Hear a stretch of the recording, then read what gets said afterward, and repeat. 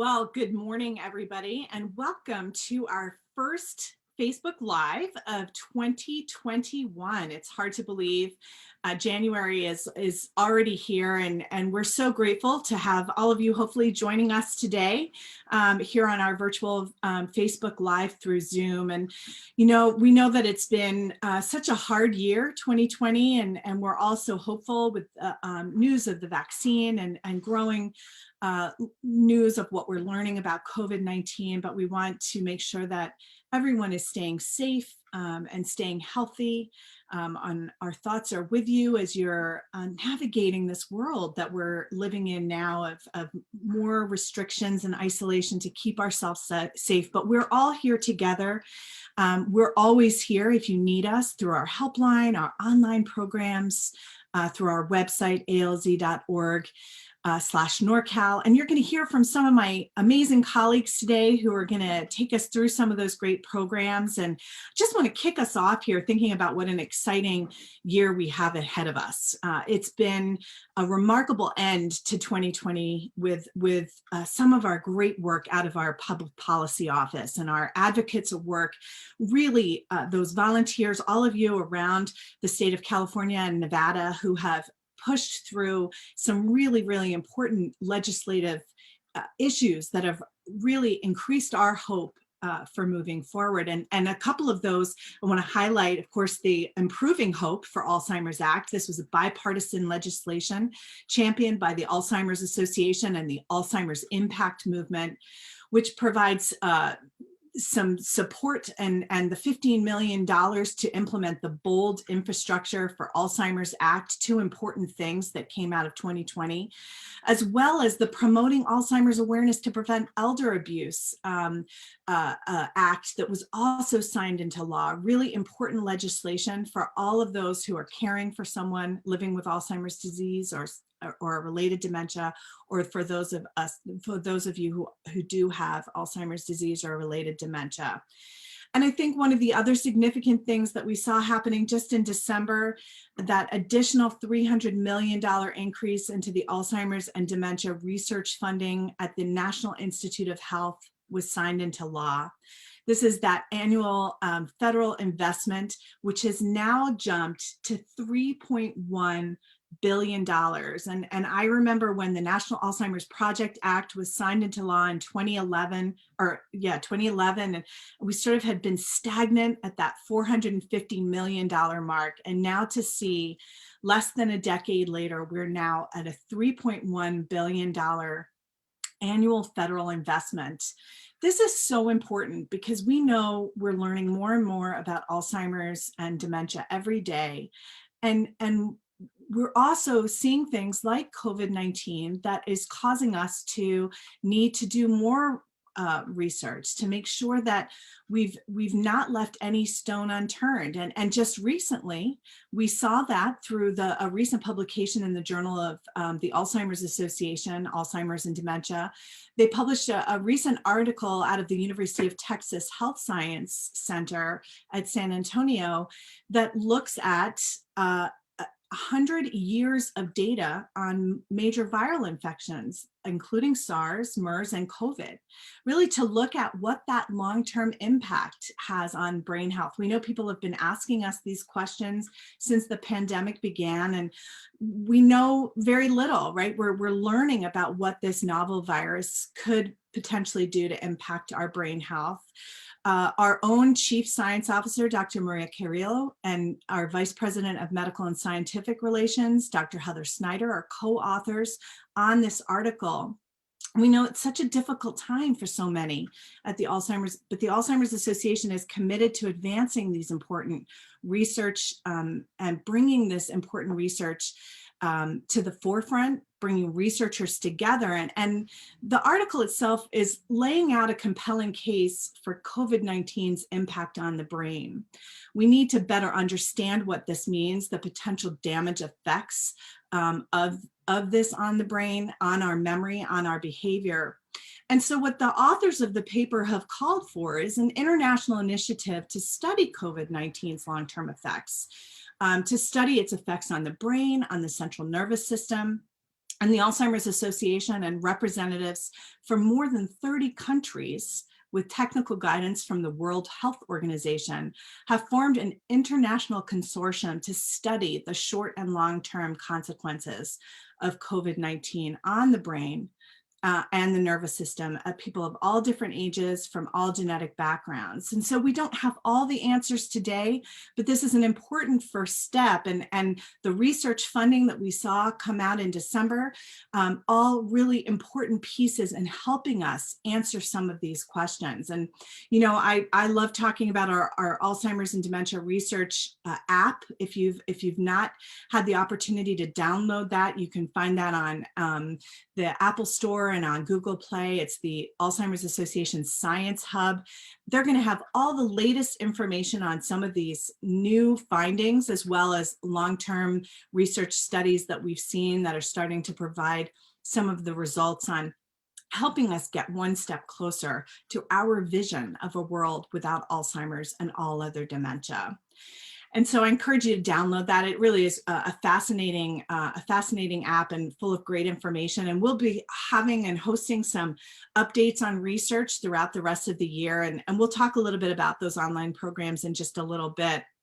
I also want to let you know, sort of in that same public policy forum, that the California Master Plan for Aging has now, after nearly 18 months of intense focus and dedicated effort, Governor Newsom and his administration released that 10-year blueprint, and it's now live online for you to be able to take a look at. And it's a guide to planning, investment, and action on behalf of people with disabilities and older adults, including the 2.3 million Californians who are currently impacted by Alzheimer's and all other dementia.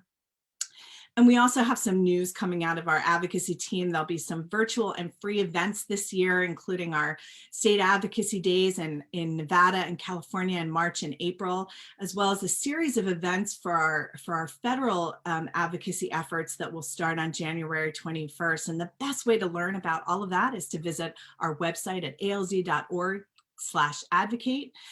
Consider becoming an advocate. These are amazing volunteers who have worked to put all of these previous things that I just talked about, the funding and the acts that have been put into law, that they're the people that are making that happen. And so it really, we're off to a great start when we think about 2021. And it leads me to sort of talk about some of the other great things that are going to be happening. We've got some exciting changes happening at the chapter, even amongst the current situation that we're in. And so I'd like to bring in my colleague, Dagmar Schildbach. She's our Chief Development Officer. Some of you, I'm sure, know Dagmar. And we're so delighted to have her with us here today. How are you doing, Dagmar?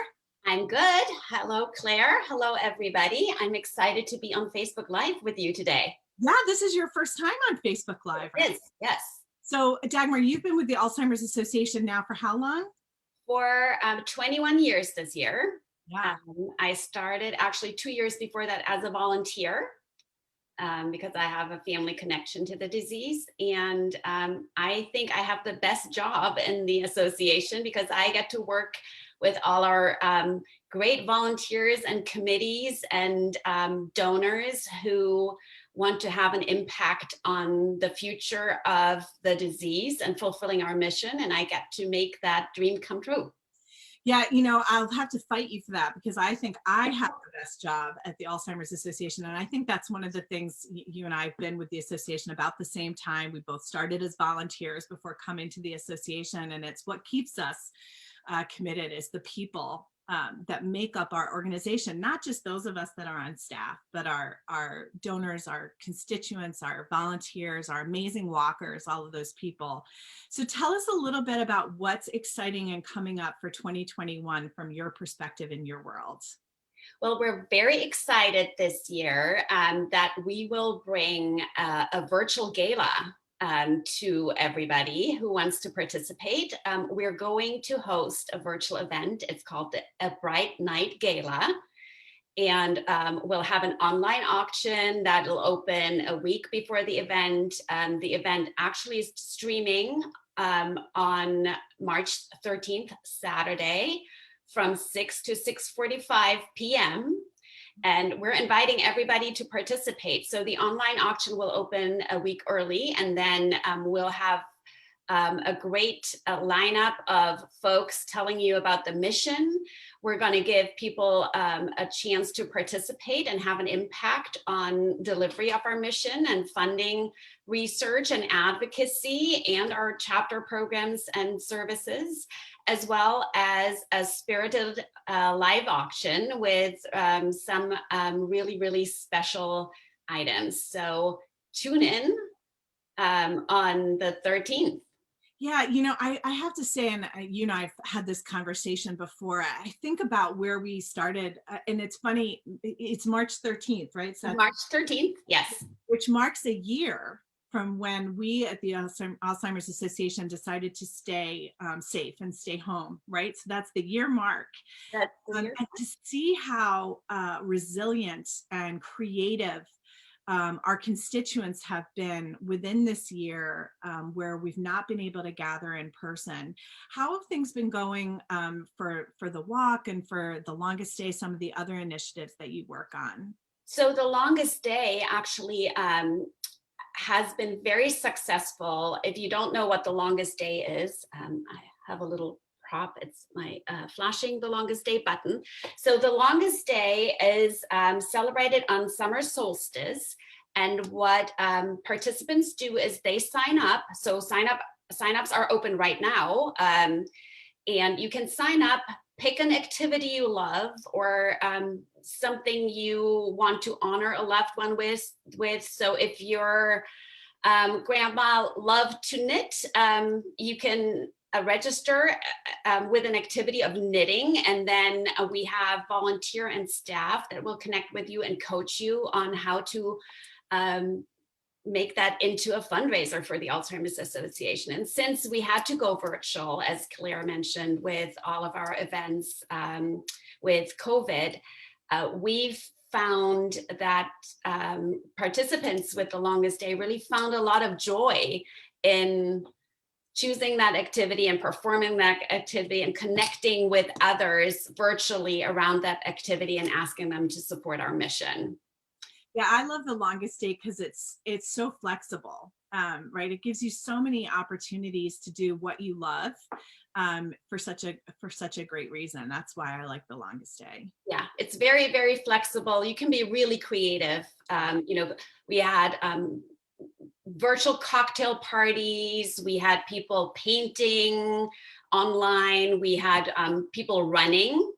So take up a new activity during lockdown when everybody needs to stay active, and it looks like we're continuing that trend. So if you register, our volunteers and staff will be helping you in figuring out how to make the best of your activity and how to turn that into a fundraiser. Yeah, I think that's the other great, the staff support through either through your colleagues, as well as the volunteers who serve on that committee. They're so encouraging. I get the calls and just sort of like encouraging me to keep moving forward and helping me answer those difficult questions. It's such a great model that you've set up.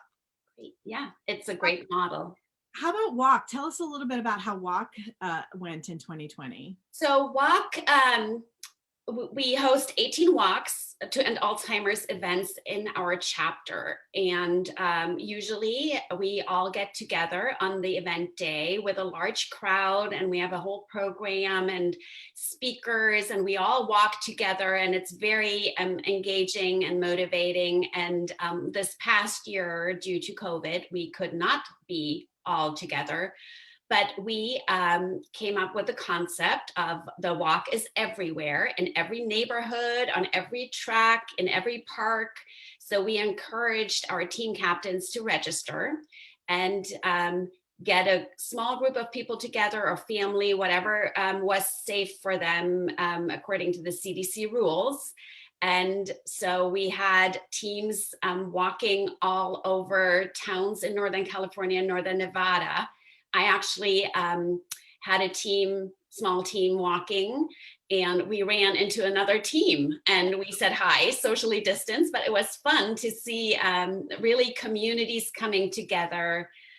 We did something new where every participant upon registration was receiving flags that they could display in their front yard or in their window to let their neighbors know that they're participating.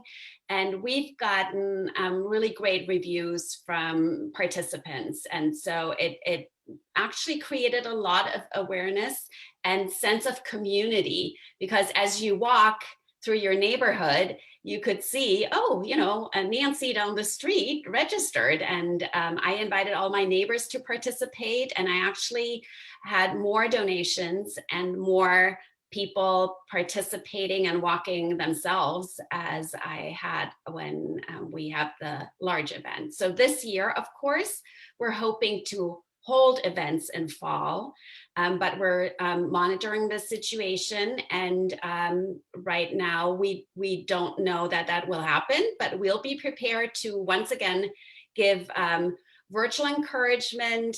Registrations open for this round of walks, for the 2021 walks, and at the middle of the month of January. So you should be watching out for that if you're interested in forming a team and registering. And same as for the longest day, we have great committees that will support you and answer any questions and make sure that you have a wonderful experience with supporting our walk to end Alzheimer's.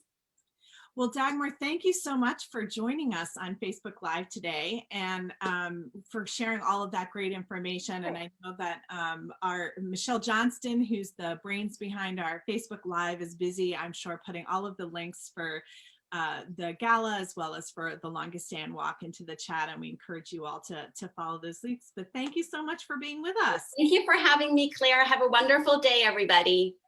Thanks, Dagmar. And, you know, Dagmar talked a lot about the things that we're doing to stay active and what we wanted to do when we were sheltering in place. And it really makes me think about a new year and focusing on brain health, what we know today about brain health. I'm going to ask my wonderful colleague, Jennifer de Guzman, to join me next. Jennifer is the U.S. Pointer Study navigator. For those of you that don't know, you're going to learn a little bit about U.S. Pointer Study. Hi, Jennifer. How you doing? Hey, Claire. I'm doing good. First time on Facebook Live, so I'm excited. Exciting. So, and you know, we think about all of the things that we've learned over the past several years about what's good for the heart is good for the brain. We've learned about the importance of watching things like our blood pressure, how that has an impact on brain health. We've seen studies that have shown us how exercise and certain foods and nutrition are good for our brain. And what we've not done is seen what will happen if we put these things together. And so Jennifer is working on a really amazing study called the U.S. Pointer Study. So Jennifer, do you want to tell us a little bit about what U.S. Pointer is doing? Yes, indeed. So this is a very exciting study, and I just want to say I'm so honored to be part of it. I'm so excited because it's basically a groundbreaking study that's going to look at how slash if living a healthier lifestyle will indeed create a healthier brain. And so these lifestyle changes include exercise, diet, cognitive and social stimulation, and health monitoring. And so basically my job is to work with these participants over the course of 2 years and be a coach and be an educator and educating them in these lifestyle changes and inspiring them to keep going with it, because for some people these are going to be some fairly large changes that they're making, but with this amazing goal at the end. So I'm super excited about it, and I've always been a healthy living proponent myself, so I have no problem being a cheerleader to people on this path. Yeah, and you mentioned a really good point. So this study, and so for those of you that live in the greater Sacramento area, there are 5 locations for U.S. Pointer across the country. We're lucky to have one of them in the greater Sacramento area through our amazing partners at UC Davis who are helping to lead the trial there. So if you happen to live in greater Sacramento, we would encourage you to find out if you qualify to participate in this trial. But the aim is for people 60 to 79, and those are the times in your life, I think, when you're sort of set in your routines, and making those lifestyle changes for most people are challenging, right? Or that's the hardest time to try and make those changes. Yeah, exactly. And it's the thing about it is it's not just a short, like a short diet that's going to last for a little while and then we're going to go back to our regular eating. We're really trying to establish new patterns, healthier lifestyle patterns. And so for myself, I was thinking about what do I do for myself to help like live a healthier lifestyle personally. And one of the things that I do that I share with my participants is to really make a plan. And this is actually part of what they're all expected to do is create plans for themselves, action plans. But for me, what really helps, like with diet, for instance, is to create a plan every week. Like, what am I going to eat this week? What will my menus be? And make sure I have the ingredients ready to go so that I don't default, in a moment of stress, which God knows there's been a lot of that lately, to go eat my comfort food that might not be the healthy option. So those are some ideas of, literally creating the menus for the week, shopping for those foods, including snacks, so that you have healthy snacks on hand, and then eating a healthier diet the whole week. Yeah, and some of it for me, it's the exercise, having that partner who's going to hold me accountable. So I have a friend, and we text pretty much every morning, who to make sure that to kind of share what we've done, and it really helps to motivate, and that someone's counting on you to do those things, and it's really hard to do things by yourself. And I think that's what I love so much about US Pointer is it's about community. And people will often ask us, well, why is the Alzheimer's Association participating in this trial, creating this trial? And that's why, right? Because exactly what you said, it's about lifestyle changes for good, and that's going to take community. It's not just going to happen in your clinic. It's not just going to happen by Yeah. yourself. Yeah, that's so true, Claire. And there is a lot of community that's established amongst these teams. These participants amongst themselves are really helping to support one another. And of course, I am there to help support them as well. But it's really fun to see how they're forging relationships amongst themselves and cheering each other on because it's so exciting. I mean, this is such an amazing goal and so groundbreaking. Well, thank you so much for being with us today. And for those of you, again, who are in the greater Sacramento area, I encourage you to look at the site at alz.org/US Pointer to see if you might be interested in participating in the trial. It's a 2-year study that'll be happening across, like I said, across the country, 5 sites, to really understand how these changes and in the can make an impact on brain health. And in the meantime, there's so much great research already out there about sleep, about exercise, about all of these things individually. And again, I would refer you back to that Science Hub app to get that latest information, and learn what you can do to kind of kick 2021 off on the right foot, with doing what's good for the heart, good for the brain, and based on the science that we know so far. So thank you, Jennifer, so much for joining us. No problem. All right, so as we sort of wrap up here, I know we've gone a little bit long. I'm going to bring in my amazing colleague, our last special guest for the day, Kendra. Thank you so much for being with us today, Kendra. Kendra is our program assistant up in Chico, in the North Valley region of the Alzheimer's Association. And she has had the amazing role since we sheltered in place to really help us to take everything that we did in the community and bring it online. And so as we wrap up here, I want to talk a little bit about just reminding people that we are here 24 hours a day, 7 days a week through our helpline, but we're also providing amazing support for programs and services through education and support groups. So Kendra, first of all, welcome, and thank you so much for all you're doing to keep our constituents online and served through these programs. How's the experience been for you running these online programs? Oh, goodness. It has been quite the experience with getting it started and figuring out how to offer these services virtually. It's been a very challenging and a very rewarding experience. it's been really beneficial to be able to provide services to people that normally wouldn't have some of our services. We do have constituents that live in more rural areas that don't have access to support groups or education classes as much as they would in person, but virtually, it's really opened up the opportunities and resources for them. Yeah, we've talked about that a lot, about these sort of lessons learned from this experience over the last year of reaching new constituents.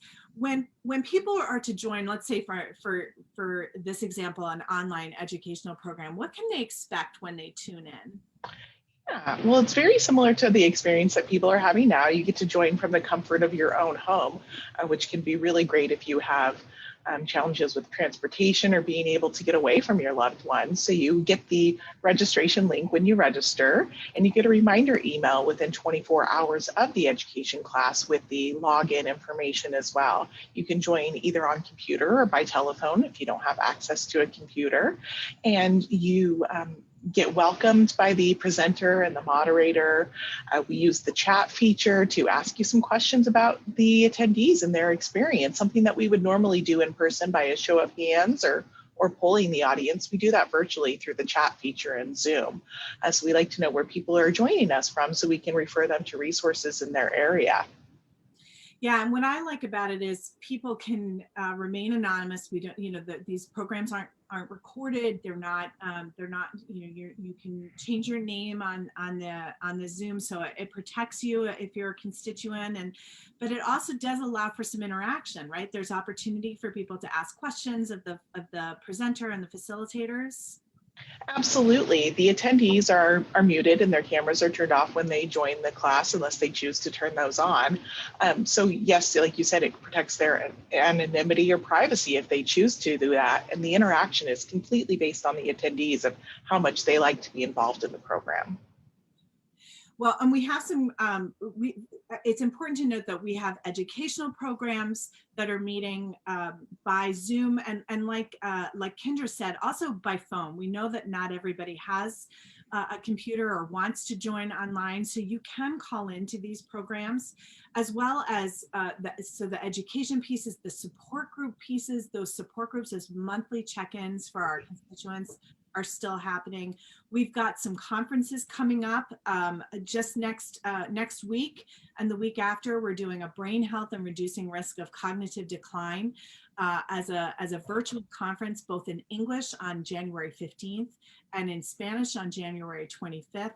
And then we've got a number of healthy living for your brain and body workshops. So if you think back to what Jennifer and I were just talking about those connections of good brain health and heart health, this is an educational program that will help you to learn some of those tips, see how things are connected. We've got one that's just happening this afternoon at 1 o'clock. It's not too late to register for that. And we've got a couple coming up at the end of January 19th at 10 a.m.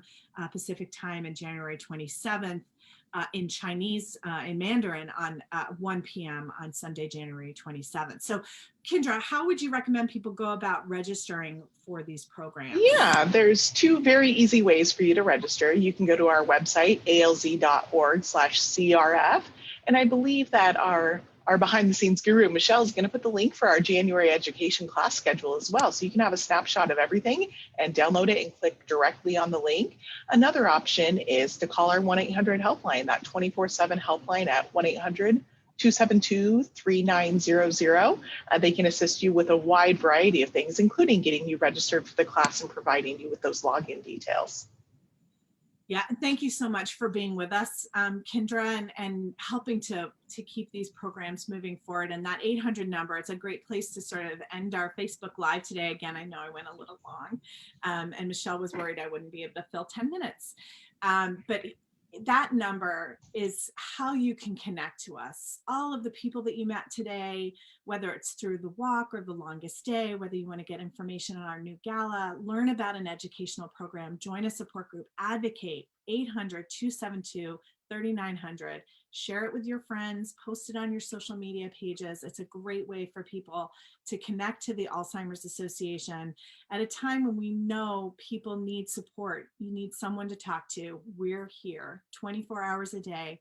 7 days a week. So thank you all for joining us on this, I say beautiful Thursday. It's a little cloudy and foggy here in San Jose, but we're so glad to have you with us. And until next month, have a safe and healthy January. Thanks, everybody. Thanks, Kendra.